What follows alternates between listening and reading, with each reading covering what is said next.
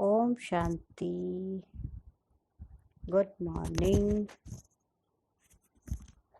आज हम सुनेंगे प्यारे बाबा की 11 जुलाई 2020 के महावाक्य हैं। मीठे बाबा ने कहा, मीठे बच्चे सदा एक ही फिक्र में रहो। सारी चिंताएं बाबा खत्म कर रहा है। कहा एक ही फिक्र में रहो कि हमें अच्छी रीति पढ़कर अपने को राज तिलक देना है। पढ़ाई से ही राजाई मिलती है, इसलिए कहते पढ़ेंगे लिखेंगे बनेंगे नवाब। राजाई तो सिर्फ पढ़ाई से ही मिलनी है, बाकी नहीं मिलनी किसी से। इसलिए पढ़ाई पर हमें पूरा अटेंशन देना। प्रश्न है, बच्चों को किस उल्लास में रहना है, दिल शिकस्त नहीं होना है, क्यों? उत्तर है, सदा यही उल्लास रहे कि हमें इन लक्ष्मी नारायण जैसा बनना है, इसका पुरुषार्थ करना है। दिल शिकस्त कभी नहीं होना, क्योंकि ये पढ़ाई बहुत सहज है। घर में रहते भी पढ़ सकते हो, इसकी कोई फीस नहीं है, लेकिन हिम्मत जरूर चाहिए। हाँ, बाबा की पढ़ाई की कोई फीस नहीं। बाबा कहते अपने बाप पढ़ा रहा तो फीस थोड़ी लेगा। इसलिए कई लोग पूछते हैं यहाँ फीस नहीं है बाबा के घर में, फिर कैसे खर्चा चलता है? हाँ, तो पढ़ाई की फीस नहीं है। बाकी जो बहनें रह रही हैं, बाबा का घर है, तो आप सब अपना जो भी यहाँ कना दाना सफल करते, वो भाग्य हमारा अपना बनता है, क्योंकि चलता तो आप सब भाई बहनों के सहयोग से है ना। तो जो भी बाबा की भंडारी में हम अपने स्वेच्छा से खुशी से करते हैं, तो वो हमारे भाग्य के बीज भी बोते हैं अपना तन मन धन से, और वही उसी से फिर बाबा का ईश्वरीय कार्य भी चलता है। बाकी पढ़ाई की कोई फीस बाबा नहीं लेता है। गीत है, तुम ही हो माता पिता तुम ही हो। ओम शांति। बच्चों ने अपने बाप की महिमा सुनी। महिमा एक की ही है और कोई की महिमा गाई नहीं जा सकती। जब ब्रह्मा विष्णु शंकर की भी कोई महिमा नहीं है, ब्रह्मा द्वारा स्थापना कराते हैं, शंकर द्वारा विनाश कराते हैं, और विष्णु द्वारा पालना कराते। इसलिए परमात्मा को क्या कहते? गॉड। GOD, गॉड माना जी से जनरेटर, O से ऑपरेटर, D से डिस्ट्रॉयर। लक्ष्मी नारायण को भी ऐसा लायक बनाने वाला शिव बाबा ही है। तो महिमा किसकी हुई? शिव बाबा की। उनके सिवाय फिर किसकी महिमा गाएं? इनको ऐसा बनाने वाला टीचर ना हो तो ये भी ऐसे ना बने। ब्रह्मा बाबा को बनाया, मम्मा को, दादियों को बाबा ने। हाँ, इतना श्रेष्ठ टीचर किसने बनाया? हाँ, शिवानी बहन की महिमा गाते, बहुत अच्छा ज्ञान, बहुत अच्छा। और उनको भी सिखाया किसने? हाँ, ईश्वरीय ज्ञान तो शिव बाबा का ही सिखाया हुआ। और वो हर एक कोई अपने अपने हिसाब से, अपने बुद्धि को से, हाँ, उसको और अच्छे तरह से कैसे पेश किया जाए जो समझ में आए, तो वो अपनी बुद्धि है। लेकिन वो बुद्धि भी देने वाला, बुद्धिमानों की बुद्धि शिव बाबा है, लेकिन ज्ञान तो शिव बाबा का ही दिया हुआ सब बांट रहे हैं। तो महिमा सारी किसकी हुई? एक शिव बाबा की। तो हमें याद भी किसको करना है? जो सबको महिमावान बना रहे हैं, ऐसे शिव बाबा को। तो महिमा है ही सिर्फ एक की, दूसरा ना कोई। हाँ, बाबा कह रहे और किसी की महिमा हो ही नहीं सकती है। फिर महिमा दूसरी किसकी है? सूर्यवंशी घराने की, जो राज्य करते हैं। बाप संगम पर ना आए तो इन्हों को राजाई भी मिल न सके। और तो किसकी महिमा है नहीं। फॉरेनर्स आदि कोई की भी महिमा करने की दरकार नहीं है। महिमा है ही सिर्फ एक की, दूसरा ना कोई। ऊंचते ऊंच शिव बाबा ही है, उनसे ही ऊंच पद मिलता है। तो उनको अच्छी तरह से याद करना चाहिए ना। अपने को राजा बनाने के लिए आप ही पढ़ना है। हाँ, बाबा पढ़ा रहा, लेकिन पढ़ना तो खुद ही पड़ेगा। जैसे बैरिस्ट्री पढ़ते हैं तो अपने को पढ़ाई से बैरिस्टर बनाते हैं ना। तुम बच्चे जानते हो शिव बाबा हमको पढ़ाते हैं, जो अच्छी रीति पढ़ेगा वही ऊंच पद पाएगा। नहीं पढ़ने वाले पद पा न सके, पढ़ने लिए श्रीमत मिलती है। मूल बात है पावन बनने की, जिसके लिए ये पढ़ाई है। तुम जानते हो इस समय सब तमो प्रधान पतित हैं। अच्छे व बुरे मनुष्य तो होते ही है ना। पवित्र रहने वाले को अच्छा कहा जाता है। हाँ, लौकिक दुनिया में भी जो जिसकी दृष्टि वृत्ति सब पवित्र है तो उसको कहेंगे बहुत चरित्रवान व्यक्ति है। हाँ, तो प्योरिटी बहुत अच्छी चीज है, शुद्धता, पवित्रता। हाँ, अच्छा पढ़कर बड़ा आदमी बनता है तो महिमा होती है, परंतु है तो सब पतित है। पतित ही पतित की महिमा करते हैं। सतयुग में तो है पावन। यहाँ सब पतित ही पतित, महिमा करने वाले भी पतित और महिमा सुनने वाले भी पतित। लेकिन बाबा कह रहे सतयुग में है सब पावन। वहाँ कोई किसकी महिमा नहीं करते क्योंकि सारे ही पवित्र हैं। यहाँ पवित्र सन्यासी भी हैं, अपवित्र गृहस्थी भी है, तो पवित्र की महिमा गाई जाती है। वहाँ तो यथा राजा रानी तथा प्रजा होते हैं, और कोई धर्म नहीं जिसके लिए पवित्र अपवित्र कहीं। यहाँ तो कोई गृहस्थियों की भी महिमा गाते रहते हैं, है ना। मुसलमानों के भी जय शिष्य बन जाते हैं, उनके लिए जैसे वही खुदा अल्लाह है। परंतु अल्लाह को तो पतित पावन लिबरेटर कहा जाता है। वह फिर सब कैसे हो सकते हैं। दुनिया में कितना घोर अंधियारा है। अभी तुम बच्चे समझते हो तो बच्चों को यह ओना रहना चाहिए। ओना माने फिक्र रहे कि हमको पढ़कर अपने को राजा बनाना है। जो अच्छी रीति पुरुषार्थ करेंगे वही राज तिलक पाएंगे। बच्चों को उल्लास में रहना चाहिए। हम भी लक्ष्मी नारायण जैसे बने, इसमें मूंझने की दरकार नहीं है। बाबा कह रहे पुरुषार्थ करना चाहिए, दिल शिकस्त नहीं होना चाहिए। यह पढ़ाई ऐसी है, खटिया पर सोए हुए भी पढ़ सकते हो। कोई पेशेंट है वो भी देखो लेटे लेटे बाबा की मुरली पढ़ सकते। अभी तो मोबाइल में है, आराम से सुन भी सकते कान में लगा के। ऐसी पढ़ाई है, कोई ऐसा नहीं स्पेशल आपको नहीं बैठना है। तबीयत के अनुसार जैसा भी हो तो बाबा कहते खटिया पे लेटे भी पढ़ सकते हैं। स्वस्थ है तो क्लास में बैठे, तबीयत ठीक नहीं है तो वो भी ऑप्शन है, क्योंकि ये तो सभी के लिए पढ़ाई है, लेकिन पढ़ना जरूर है। बूढ़े बुजुर्ग हैं, बीमार हैं, तो बाबा कह रहे बेड पे लेटे भी पढ़ सकते, विलायत में रहते भी पढ़ सकते हो। कितना सरल है। घर में रहते भी पढ़ सकते हो। अभी तो सब देखो घर में ही पढ़ रहे हैं। इतनी सहज पढ़ाई है। मेहनत करके अपने पापों को काटना है और दूसरों को भी समझाना है। दूसरे धर्म वालों को भी तुम समझा सकते हो। कोई को भी यह बताना है तुम आत्मा हो। आत्मा का स्वधर्म एक ही है, इनमें कोई फर्क नहीं पड़ सकता। सब आत्माओं का स्वधर्म शांति। स्वधर्म माना स्वयं का धर्म। शरीर के धर्म तो बहुत सारे, लेकिन आत्मा का स्वधर्म शांति है। शरीर से ही अनेक धर्म होते हैं, आत्मा तो एक ही है। सब एक ही बाप के बच्चे हैं। आत्माओं को बाबा ने अडॉप्ट किया है। इसलिए ब्रह्मा मुख वंशावली गाए जाते हैं। कोई को भी समझा सकते हो आत्मा का बाप कौन है। फॉर्म जो तुम भराते हो उसमें बड़ा अर्थ है। बाप तो जरूर है ना, जिसको याद भी करते हैं। आत्मा अपने बाप को याद करती है। आजकल तो भारत में कोई को भी फादर कह देते हैं, मेयर को भी फादर कहेंगे, परंतु आत्मा का बाप कौन है उसे जानते नहीं है। गाते भी हैं तो मात पिता हम बालक तेरे, परंतु वह कौन है कैसे है कुछ भी पता नहीं। भारत में ही तुम मात पिता कहकर बुलाते हैं। बाप ही आकर यहाँ मुख वंशावली रचते हैं। भारत को ही मदर कंट्री कहा जाता है, क्योंकि यहाँ ही शिव बाबा मात पिता के रूप में पार्ट बजाते हैं। तो भारत माता कहते हैं ना, यहाँ ही भगवान को मात पिता के रूप में याद करते हैं। विदेशों में सिर्फ गॉड फादर कह बुलाते हैं, परंतु माता भी तो चाहिए ना, जिससे बच्चों को अडॉप्ट करे। पुरुष भी स्त्री को देखो पहले अडॉप्ट करते, फिर उनसे बच्चे पैदा होते हैं, रचना रची जाती है। तो यहाँ भी बाबा क्या करते हैं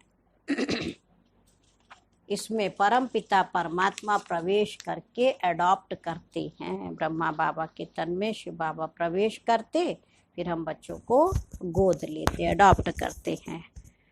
बच्चे पैदा होते इसलिए इनको माता पिता कहा जाता है। वह है आत्माओं का बाप। फिर यहाँ आकर उत्पत्ति करते हैं। यहाँ तुम बनते हो, बाबा कर यहाँ तुम बच्चे बनते हो तो फादर और मदर कहा जाता है। हाँ, मम्मा और बाबा देखो। वह तो है स्वीट होम जहाँ सब आत्माएं रहती हैं। वहाँ भी बाप के बिगर कोई ले जा ना सके। कोई भी मिले तो बोलो तुम स्वीट होम जाना चाहते हो, तो फिर पावन जरूर बनना पड़े। अभी तुम पतित हो। ये है ही आयरन एजेड तमो प्रधान दुनिया। अभी तुमको जाना है वापस घर। आयरन एजेड आत्माएं तो वापस घर जा न सके। आत्माएं स्वीट होम में पवित्र ही रहती हैं। तो अब बाप समझाते हैं, बाप की याद से ही विकर्म विनाश होंगे। कोई भी देहधारी को याद ना करो। बाप को जितना याद करेंगे उतना पावन बनेंगे और फिर ऊंच पद पाएंगे नंबरवार, है ना। तो मुख्य बात है बाबा की याद। लक्ष्मी नारायण के चित्र पर कोई को भी समझाना सहज है। भारत में इनका राज्य था। यह जब राज्य करते थे तो विश्व में शांति थी। विश्व में शांति एक बाप ही कर सकते हैं और कोई की ताकत नहीं है। अभी बाप हमको राजयोग सिखला रहे हैं। नई दुनिया के लिए राजाओं का राजा कैसे बन सकते हैं वो बतलाते हैं। बाप ही नॉलेजफुल है, परंतु उनमें कौन सी नॉलेज है यह कोई नहीं जानते। सृष्टि के आदि मध्य अंत की हिस्ट्री ज्योग्राफी बेहद का बाप ही सुनाते हैं। मनुष्य तो कभी कहेंगे सर्वव्यापी है या कहते सबके अंदर को जानने वाला है, फिर अपने को तो कह ना सके, है ना। ये सब बातें बाप बैठ समझाते हैं। सर्वव्यापी हमारे अंदर को जानने वाला, इसका मतलब कौन? वो हमसे अलग है, हम थोड़ी ना भगवान हैं। तो बाबा करी तो सोचने वाली बात है। अच्छी रीति धारण कर और हर्षित होना है। बाबा की बातें अच्छी रीति धारण करो फिर खुश हो जाओ। अंदर कितना खुशी हो अंदर ही अंदर। इन लक्ष्मी नारायण का चित्र देखो, सदैव हर्षित मुख वाला ही बनाते हैं, है ना। श्री कृष्ण का देखें, लक्ष्मी नारायण का चित्र देखें तो कभी उदास, हाँ, लटका हुआ चेहरा, मुरझाया हुआ ऐसा नहीं दिखाते। सदैव हर्षित वाला ही दिखाते, हर्षित मुख।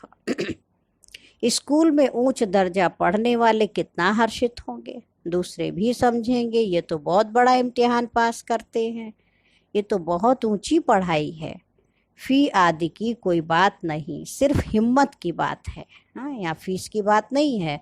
हिम्मत रखना, मुझे पढ़ना है, पढ़ करके अपने आप को खुद ही लायक बनाना है। अपने को आत्मा समझकर बाप को याद करना, जिसमें ही माया विघ्न डालती है। बाप कहते बच्चे पवित्र बनो।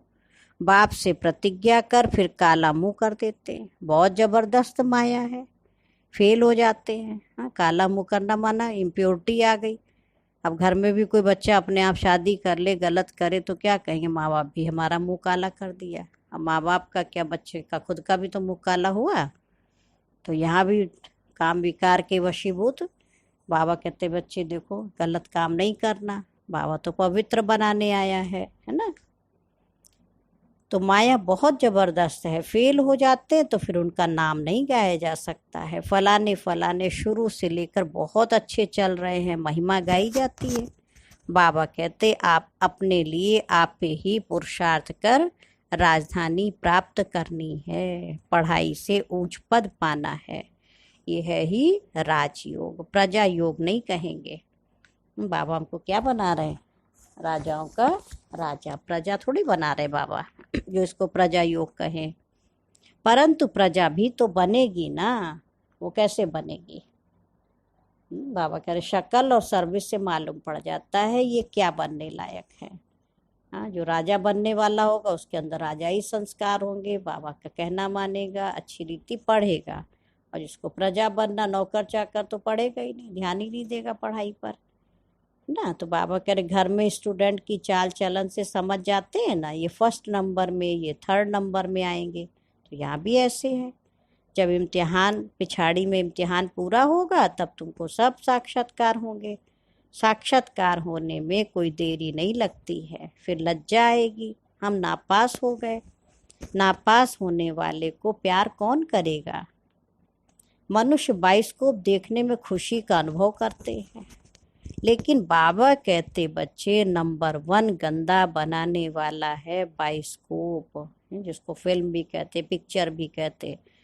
हाँ, तो वो नहीं देखना है। बाबा कहते थे बच्चे देखो वो थी ना कैकेयी, रामायण में दिखाते हैं, तो जब नाराज हो गई दशरथ जी से तो कोप भवन में चली गई। और कोप भवन में गई तो महाराजा ने उसको मनाने के लिए राजा ने कितना पुरुषार्थ किया, तो उसने शर्त रख दी कि राम को 14 वर्ष वनवास और भरत को राजगद्दी दो। तब सोचो, एक कोप भवन देखा तो 14 साल राम को वनवास हो गया। कितना दुखी हुए और कितना भटके और वापस सुखी फिर कभी नहीं हुए। और दशरथ भी चले गई। कहानियां सुनाते ना रामायण में। तो बाबा कहते देखो, एक को भवन देखने से 14 वर्ष वनवास हुआ, और 22 कोप देखे तो क्या हो, जीवन में कितना दुख परेशानी आ जाए। तो बाबा कहते उसमें जाने वाले करके फेल ही होके गिर पड़ते हैं। हाँ, लौकिक दुनिया की पढ़ाई भी होती है। बच्चे पढ़ाई ना पढ़ के पिक्चर ही देखते रहे हर समय, हाँ, बुद्धि इधर उधर लटकी रहे, तो फिर पास कहाँ होंगे। कोई कोई फीमेल भी ऐसी जो बाइस्कोप में जाने बिगर नींद नहीं आए। बाइस्कोप देखने वाले अपवित्र बनने का पुरुषार्थ जरूर करेंगे, क्योंकि जैसा सीन देखेंगे, हाँ, जैसा चित्र देखेंगे वैसा चरित्र बनेगा। इसलिए बाबा कह रहे हैं कि तुम्हें बाइस्कोप नहीं देखना है। यहाँ जो कुछ हो रहा है जिसमें मनुष्य खुशी समझते, वो सब दुख के लिए है। ये है विनाशी खुशियाँ। अविनाशी खुशी अविनाशी बाप से ही मिलती है। तुम समझते हो बाबा हमको इन लक्ष्मी नारायण जैसा बनाते हैं, वैसे आगे तो 21 जन्म के लिए लिखते थे। अभी बाबा लिखते हैं 50-60 जन्म। बाबा पहले कहते थे 21 जन्म तुम सुखी रहेंगे, अभी क्या कह रहे हैं 50-60 जन्म। क्योंकि द्वापर में भी तो भले पहले बहुत धनवान सुखी रहते हो ना। द्वापर युग के महाराजा महाराजा भी बहुत सुखी थे, तभी तो इतने अच्छे अच्छे मंदिर बनाए। हाँ, आलीशान, सबसे बड़ा देखो सोमनाथ का मंदिर बनाया, हीरो का शिवलिंग बनाया। तो 50-60 जन्म तो हो ही गया ना। भल पतित बनते हो तो भी धन बहुत रहता है। यह तो बिल्कुल जब तमो प्रधान बनते तब दुख शुरू होता है। पहले तो सुखी रहते हो ना, जब बहुत दुखी होते हो तब बाबा आते हैं। महा अजामिल जैसे पापियों का भी बाबा उद्धार करते हैं। बाप कहते हैं मैं सबको ले जाऊंगा मुक्ति धाम, फिर सतयुग की राजाई भी तुमको देता हूँ।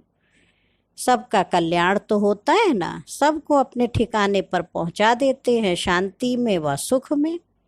जिसका जैसा पुरुषार्थ वैसा उसको प्राप्ति होती है। अब जो शांति के लिए हमको मुक्ति चाहिए तो उनको शांति धाम पहुंचा देते, और जिसको सुख चाहिए वो सतयुग में पहुंच जाता है ना। तो सतयुग में सबको सुख रहता है, शांति धाम में भी सुखी रहते हैं। कहते विश्व में शांति हो। बाबा कह रहे बोलो, लक्ष्मी नारायण का जब राज्य था तो विश्व में शांति थी ना। दुख की तो बात हो नहीं सकती, ना दुख ना अशांति। यहाँ तो घर घर में अशांति है, देश देश में अशांति है, सारे विश्व में ही अशांति है। देखो क्या क्या हो गया। घर घर में अशांति, अपने मन में भी अशांति। कितने टुकड़े टुकड़े हो पड़े हैं, कितनी फ्रिक्शन है। 100 माइल पर भाषा अलग। अब बाबा कहते भारत की प्राचीन भाषा संस्कृत है। अब आदि सनातन धर्म का ही किसको पता नहीं है, तो फिर कैसे कहते कि ये प्राचीन भाषा है। तुम बता सकते हो आदि सनातन देवी देवता धर्म कब था? वो तो सतयुग में था। अभी स्थापना हो रही, सतयुग त्रेता 2 युग तक एक ही धर्म चला, आदि सनातन देवी देवता धर्म। आदि माना स्टार्टिंग, सनातन माने प्राचीन, और देवी देवता माने देवी देवता। तो कोई नया धर्म नहीं था, वही देवी देवता धर्म की शिव बाबा पुनर्स्थापना करते हैं। बाबा कह रहे तुम्हारे में भी नंबर वार है, कोई तो डल हेड भी होते हैं, देखने में भी आता है जैसे पत्थर बुद्धि है। अज्ञान काल में भी कहते ना, हे भगवान इनकी बुद्धि का ताला खोलो। बाप तुम सब बच्चों को ज्ञान की रोशनी देते हैं, उससे ताला खुलता जाता है। फिर भी कोई कोई की बुद्धि खुलती नहीं है। कहते बाबा आप बुद्धिवानों की बुद्धि हो, हमारे पति की बुद्धि का ताला खोलो। बाबा कहते इसलिए मैं थोड़ी ही आया हूँ जो एक एक की बुद्धि का ताला बैठ के खोलूं, फिर तो सबकी बुद्धि खुल जाए, सब महाराजा महाराजी महारानी बन जाए। हम कैसे सबका ताला खोलेंगे? देखो बाबा कितनी अच्छी बातें सुनाते है ना। ताला बाबा हम बच्चों की बुद्धि का खोला, देखो उसने ज्ञान समझा दिया। अब हमारा फर्ज है हम दूसरों को सुनाए। उनको सतयुग में आना ही नहीं होगा तो हम ताला कैसे खोलेंगे? ड्रामा अनुसार समय पर ही उनकी बुद्धि खुलेगी, मैं कैसे खोलूंगा? ड्रामा के ऊपर भी है ना, सब फुल पास थोड़ी होते हैं। स्कूल में भी नंबरवार होते हैं, ये भी पढ़ाई है, प्रजा भी बनना है। सबका ताला अगर खुल जाए तो प्रजा कहाँ से आएगी, है ना। यहाँ तो कायदा ही नहीं है। तुम बच्चों को पुरुषार्थ करना है, हर एक के पुरुषार्थ से जाना जाता है। जो अच्छी रीति पढ़ते हैं उनको जहाँ तहाँ बुलाया जाता है। बाबा जानते हैं कौन कौन अच्छी रीति सर्विस कर रहे हैं। बच्चों को अच्छी रीति पढ़ना है, अच्छी रीति पढ़ेंगे तो घर ले जाऊंगा, फिर स्वर्ग में भेज दूंगा। और नहीं पढ़ेंगे तो सजाएं बहुत कड़ी हैं, पद भी भ्रष्ट हो जाएगा। स्टूडेंट को टीचर का शो निकालना चाहिए। गोल्डन एज में पारस बुद्धि थे, अभी है आयरन एज, तो यहाँ गोल्डन एज बुद्धि हो कैसे सकती? बाबा कह रहे विश्व में शांति थी जबकि एक राज्य एक ही धर्म था। अखबार में भी तुम डाल सकते हो, भारत में जब इनका राज्य था तो विश्व में शांति थी, है ना। आखिरी समझेंगे तो जरूर। तुम बच्चों का नाम बाला होना है, बाला माने फेमस होना, प्रसिद्ध होना है। उस पढ़ाई में कितने किताब आदि पढ़ते हैं, यहाँ तो कुछ भी नहीं है। पढ़ाई बिल्कुल सहज है। बाकी याद में अच्छे अच्छे महारथी भी फेल हैं। याद का जौहर नहीं होगा तो ज्ञान तलवार चलेगी नहीं। बहुत याद करें तब जौहर आए। हाँ, जौहर माने तलवार में धार, बिना धार की तलवार कैसी है, तो बेकार है। तो बाबा कह रहे जब याद करेंगे तब ज्ञान की तलवार में धार तेज होगी। भल बंधन में भी हैं फिर भी याद करते रहते तो बहुत फायदा है ना। बाबा कह रहे भले बंधन है, क्लास में नहीं आने को मिलता, किसी को पति का बंधन, सासू का बंधन है, बच्चों का बंधन, तो ऐसे भी कई माताएं बहनें हैं। तो बाबा कहते लेकिन घर में रहते भी वो याद करती हैं तो बहुत फायदा है। कभी देखा भी नहीं है बाबा को, याद में ही प्राण छोड़ देते हैं तो भी बहुत अच्छा पद पा सकते हैं, क्योंकि याद बहुत करते हैं। बाप की याद में प्यार के आंसू बहाते हैं और वो आंसू मोती बन जाते हैं। और वो मोती फिर शिव बाबा दिल रूपी अपनी डिब्बी में रख लेते हैं। कितना प्यार उस पिता परमात्मा का, देखो, है ना। अच्छा, मीठे मीठे सिक्की लधे बच्चों प्रति माता पिता बाप दादा का याद प्यार और गुड मॉर्निंग। रूहानी बाप की रूहानी बच्चों को नमस्ते। हम रूहानी बच्चों की माता पिता बाप दादा को याद प्यार नमस्ते और गुड मॉर्निंग। शुक्रिया बाबा, शुक्रिया, बेहद दिल से शुक्रिया। आधारणा के लिए मुख्य सार है, फर्स्ट पॉइंट है अपने लिए स्वयं ही पुरुषार्थ कर ऊंच पद पाना है। पढ़ाई से स्वयं को राज तिलक देना है। ज्ञान को अच्छी रीति धारण कर सदा हर्षित रहना है। सेकंड पॉइंट है ज्ञान तलवार में याद का जौहर भरना है। याद से ही बंधन काटने हैं। कभी भी गंदे बाइस्कोप देख अपने संकल्पों को अपवित्र नहीं बनाना है। वरदान है आज का, सदा एकांत और सिमरण में व्यस्त रहने वाले बेहद के वानप्रस्थी भव। सदा एकांत और सिमरण में रहने वाले, ना, बुद्धि से बाबा को याद करना। स्पष्टीकरण है, वर्तमान समय के प्रमाण आप सब वानप्रस्थ अवस्था के समीप हो। वानप्रस्थ माना वाणी से परे जाने का समय। बुजुर्ग हो जाते हैं तो उसको क्या कहेंगे, वानप्रस्थी।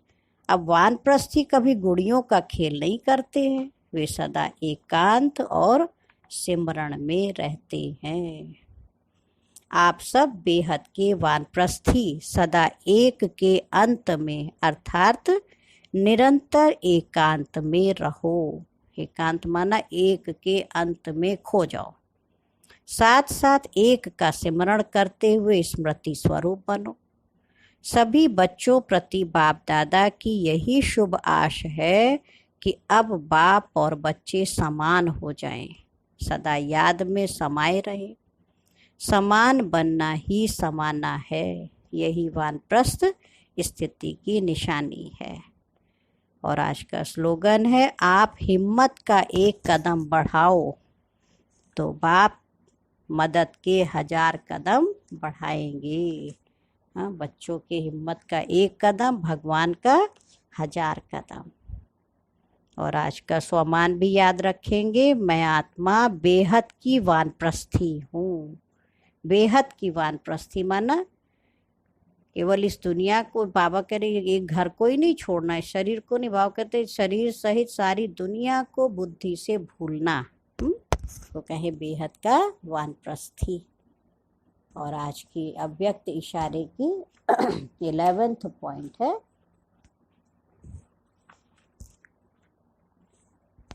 बाबा ने कहा आप बच्चों को भय हो नहीं सकता क्योंकि आप सदा निर्वैर हो। आपका किसी से वैर ही नहीं है। भाई दुश्मन होता किसी का तो डर होता कि कहीं मेरे ऊपर अटैक ना कर दे, मेरी दुश्मनी है उसके साथ। और हम बच्चे तो बाबा ने कहा सदा निर्वैर हो, आपका किसी से भी वैर नहीं है। सभी आत्माओं के प्रति भाई भाई की शुभ भावना, शुभकामना है। प्रकृति को भी पावन बनाने वाले प्रकृतिपति हो, तो ऐसी शुभ भावना कामना वाली आत्माएं सदा निर्भय रहती हैं। स्वयं योग युक्त स्थिति में स्थित हैं तो कैसी भी परिस्थिति में सेफ जरूर है ना। योग युक्त स्थिति में है तो सेफ है। अच्छा, ओम शांति, ओम शांति, ओम शांति।